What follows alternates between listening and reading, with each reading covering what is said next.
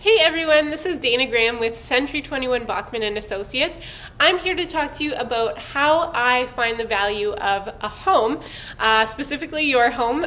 Here are 5 things that I do to find the value of your home through comparable properties that have sold. So that brings me to point number 1. So I'm looking at homes that have sold and also homes that are actively on the market, because if you are planning on selling, say in the next month or so, you want to look at what could be a competitor to your property as well. Sometimes if it's the only house on the market in that area, it could sell for more because buyers specifically want to be there.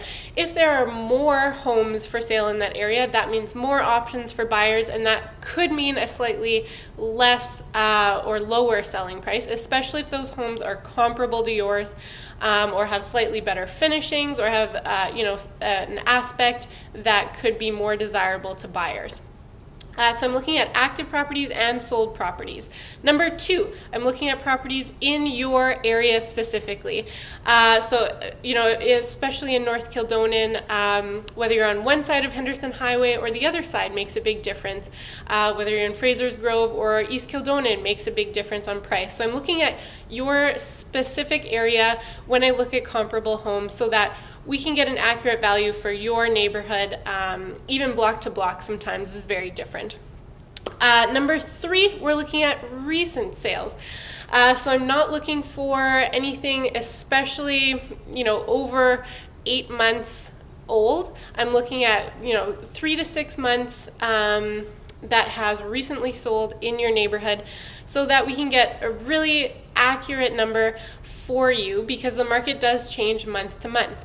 If you're getting your property valued in winter and you're planning on selling in spring, sometimes new comparables can come up in that time period that can affect the value or the market value of your property. So it's good to get an assessment, kind of midway when you're thinking about selling, so you have a ballpark, and then very close to when you think about selling, get an updated market assessment so that you can see what has recently sold. Sometimes the value can go up, especially in spring. Number 4, I'm looking at style. So if your house is a bungalow and your neighbor's house is a 2-story, I'm not going to be using your neighbor's house as a gauge to what your house might sell for. The price per square foot for bungalows is much higher than it is for 2 stories. So I'm looking at bungalows. If your house is a bungalow, I'm looking at 2 stories. If your house is a 2-story, so that we can get a very accurate price per square foot for your specific home. Number 5, I'm looking at a similar square foot, number of bedrooms and number of bathrooms to your house. So bedrooms and bathrooms can add a ton of value to a house. The more bedrooms and the more bathrooms it has, the better value. So I'm not going to look at a 1 or 2 bedroom house when yours is a 4 or 5 bedroom house to compare to yours. Number 6, I'm looking at large ticket items that add value as well. So having a finished basement, whether you have a garage, an attached or a detached garage, so homes that have similar things to that.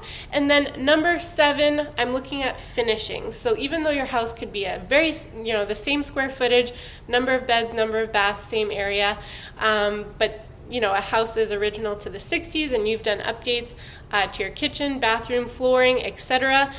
Those things add value as well. So those are the 7 things that I'm looking for when comparing your property to other properties that have sold for in your area to get the most accurate pricing for your home.